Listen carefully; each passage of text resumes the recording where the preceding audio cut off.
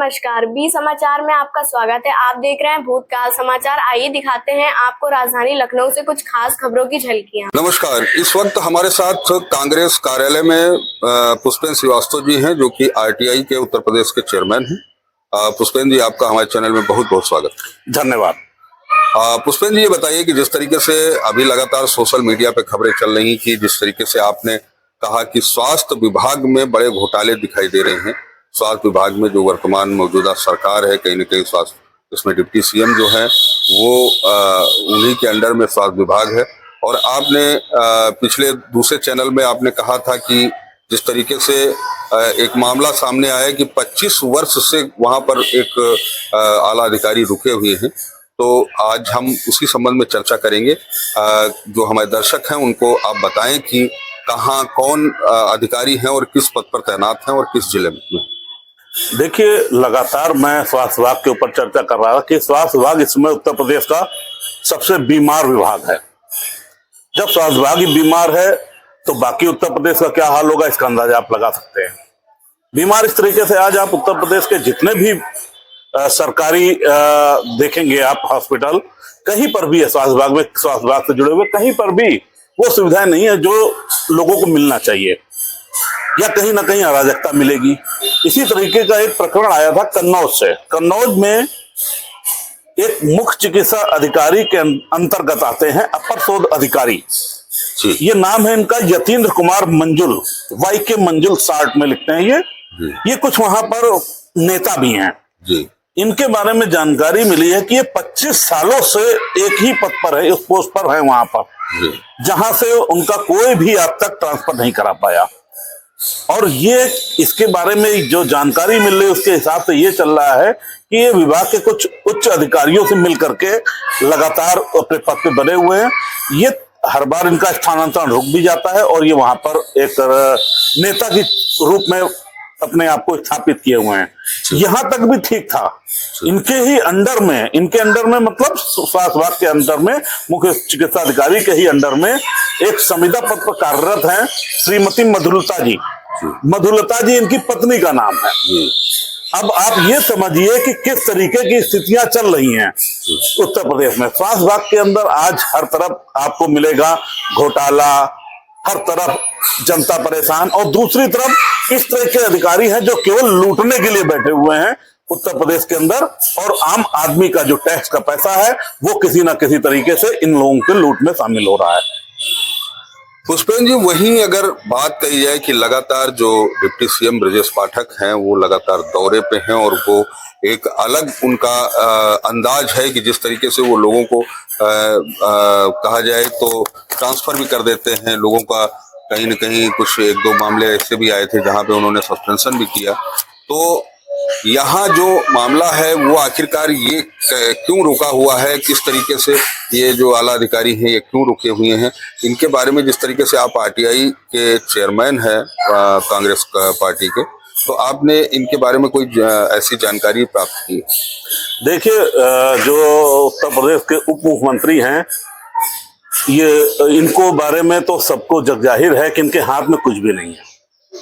जो जानकारी मिल रही है या तो ये डर दबाव में है किसी के, तो मैं इनसे कहना चाहूंगा, आप एक छात्र नेता भी रहे हैं, आज आप मुख्यमंत्री हैं, अपने अंदर उस चीज को जगाइए और डरिए नहीं किसी से।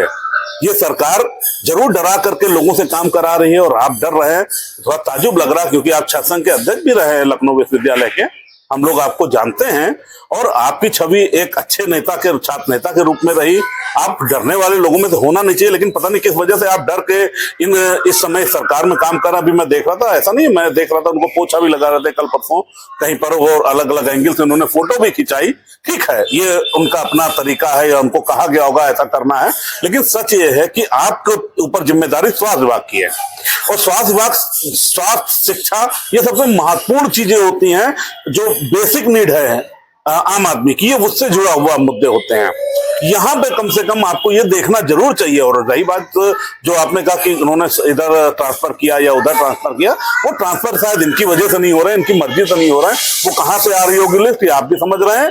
लेकिन मैं ब्रजेश पाठक जी को ये कहना चाहूंगा कि आप एक छात्र नेता रहे हैं, हम लोग आपके साथ में हैं, आप डरिए नहीं, आप किसी भी काम को पूरे तरीके से करिए जैसे किया जाता है, एक मंत्री को करना चाहिए। आप मुख्यमंत्री उप मुख्यमंत्री होने के साथ आप कैंट विधानसभा के विधायक हैं, मैं वही का निवासी हूँ। आज देख लीजिए वहां पे हालत क्या है कैंट विधानसभा की, आप पता कर लीजिए किसी से, आप खुद चले जाइए, देख लीजिए गली सड़कों पे गड्ढे ज्यादा है, सड़क ही नहीं। पूरी कैंट विधानसभा इस समय अपने आप को अनाथ महसूस कर रही है, वर्तमान स्थिति ये चल रही है। और ब्रजेश पाठक जी कहां पे क्या कर रही है तो समझ में मुझे नहीं आ रहा है, लेकिन हाँ ये मुझे जरूर दिख रहा है कि वो एक डर दबाव में काम कर रहे हैं।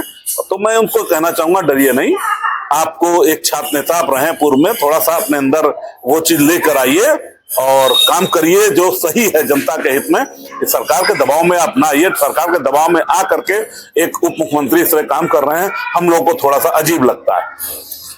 जिस तरीके से आपने कहा कि जो डिप्टी सीएम हैं वो डर और दबाव में काम कर रहे हैं, तो इस पे किसको आप कह सकते हैं किसके डर और दबाव में काम कर रहे हैं? क्योंकि वहीं अगर बात करी जाए कि जिस तरीके से अपराध को लगातार अपराध को खत्म करने के लिए ये भारतीय जनता पार्टी लगातार काम कर रही है, जिस तरीके से योगी आदित्यनाथ जो उत्तर प्रदेश के मुख्यमंत्री हैं वो माफिया मुक्त प्रदेश बनाने का काम कर रहे हैं और लगातार कई माफियाओं का खात्मा भी हुआ है, तो आप किसके डर की बात कर रहे हैं? क्या माफियाओं या किसी ऐसे लोगों के डर की है या फिर पार्टी के किसी लोगों?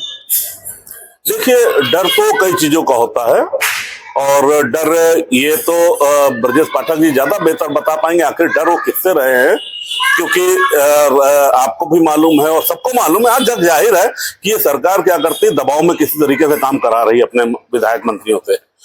अब डर जैसे माफिया मुक्त आपने बताया, कहां से माफिया मुक्त है? आज एमएलसी कौन है बनारस में, एक जरा पता कर लीजिए, उसके ऊपर कितने मुकदमे ये भी पता कर लीजिए। उस एमएलसी के बारे में तो ये यहां तक कहा जाता है वो सऊदीया में बैठे हुए दाऊद इब्राहिम का साथी रहा है, शूटर रहा है, आज एमएलसी इनकी सरकार में है। और वो छोड़ दीजिए, अभी ब्रजभूषण शरण सिंह इनके बगल में गोंडा के, मैं तो यहाँ का नाम भी बोल रहा हूँ, वहां का नाम आप पता कर लीजिएगा, मैं नाम नहीं बोलूंगा। वो उनकी पत्नी वहां पे एमएलसी, कैसे भाई एमएलसी हो गए वो? और एक आतंकवादी का तमगा उनके ऊपर लगा हुआ है, आतंकवादियों का साथ देने वाला व्यक्ति आज इस सरकार में एमएलसी बन करके बैठा हुआ है। और दूसरा माफिया अगर हटा दिए गए तो ब्रजभूषण शरण सिंह कौन है? जरा और नाम इस तरीके के, आप एक नाम नहीं है तो दो नाम मैं बता रहा हूं, इस तरीके से आप उठा लीजिए तो माफियाओं के पूरे उत्तर प्रदेश सबसे आरामदायक माफियाओं के लिए मैं तो देखता हूं कि वो गोली मार करके दिखाई जा रहा है, हाफ इनकाउंटर वाला बहुत चलन चला है, उसमें दिखा रहे हैं कि साहब गोली मार दी पैर में। अच्छा पैर में गोली आपने मार दी, इसके बाद में दोबारा कोई न्यूज तो किया ही नहीं आपने। मुझे तो लग रहा है ये फिल्मी स्टंट वाली सरकार बन गई है, लोगों को फिल्मी स्टंट दिखाते कि वो गोली मार दी। अरे गोली मार दी क्या, गोली ऐसे कोई मार देगा? कोई जांच पुलिस और सरकार कुछ है नहीं, कोई संविधान नहीं है। आखिर गोली मार दी, उसके बाद उस व्यक्ति का क्या किया गया? वो जेल में अगर गया तो उसने क्या बताया गोली उसको कैसे पड़ी या उसको कैसे मारी गई, उसका बयान कहां पे दर्ज हुआ? क्या संविधान नहीं है कुछ? हिंदुस्तान में लोकतंत्र नहीं रह गया है, उत्तर प्रदेश में लोकतंत्र नहीं रह गया है। अगर गोली आपने मारी भी है, चलिए आपने गोली मारी भी, तो इसके बाद इसका स्पष्टीकरण ये कैसे देते होंगे कि इन्होंने इतने लोगों को गोली मार दी और क्यों मार दी गोली? तो कहीं ना कहीं इसकी सारी कहानियों में झोल दिखाई दे रहा है। आज उत्तर प्रदेश पूरी तरीके से नहीं, वो गोली मारने का जो मुद्दा है वो तो एक मुठभेड़ का मुद्दा है कि जिस तरीके से जो माफिया हैं, छोटे छोटे माफिया हैं, वो कहीं ना कहीं मुठभेड़ करते नजर आए। कितने कितने मुठभेड़ हुई आपके हिसाब से? अब अगर बात करिए लखनऊ में जिस तरीके से लगातार, मैं पूरे उत्तर प्रदेश की बात मैं करना चाहूंगा, पूरे प्रदेश में जहां 2017 के बाद से जो खबरें आ रही, जो सामने खबरें आ रही, सैकड़ों हजारों की संख्या में आप बता रहे होंगे जी।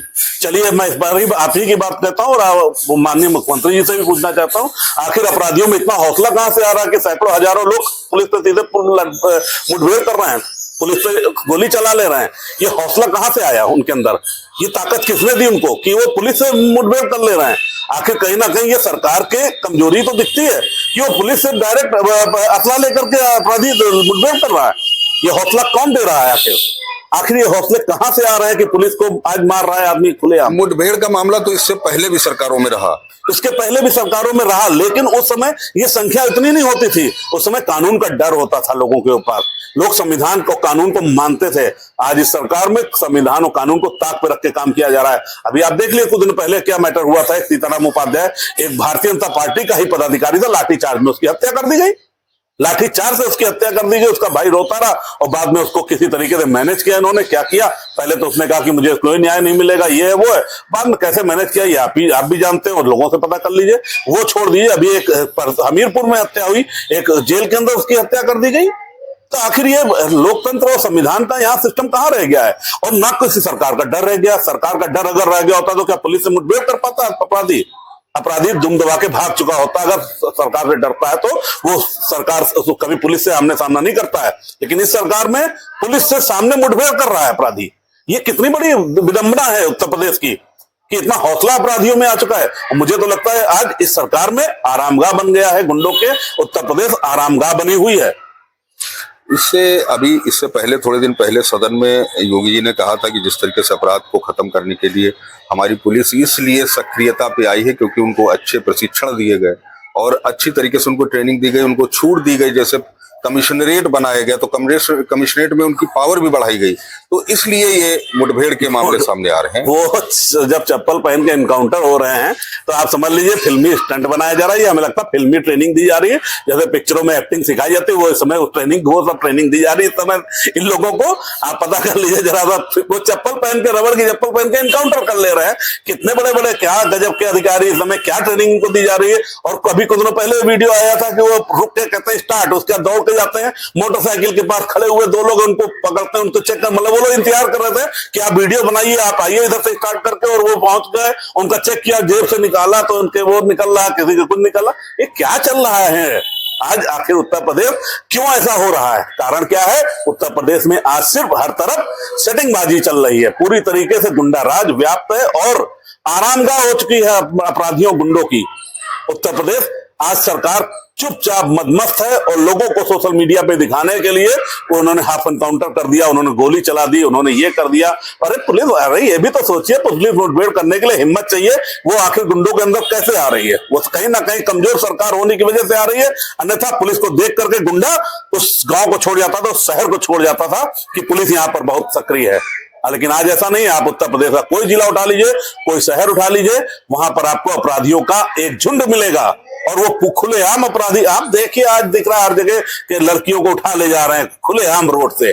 किस तरीके का क्या बात है? महिला, ना ये सरकार महिला सुरक्षा में सक्सेस है, ना ये सरकार युवाओं को रोजगार देने में सफल हुई है, और भ्रष्टाचार में तो पूरी तरह से लिप्त है। वो मैंने अभी चिकित्सा विभाग के बारे में आपको बताया, वाई के मंजुल, पता कर लीजिए, कन्नौज में 25 साल से और नेता है, वो 25 साल से उस पोस्ट पर है, उसकी पत्नी भी वहां पर ही संविदा कर्मी है, जो वहां पर मैंने नाम आपको भी पूर्व में बताया।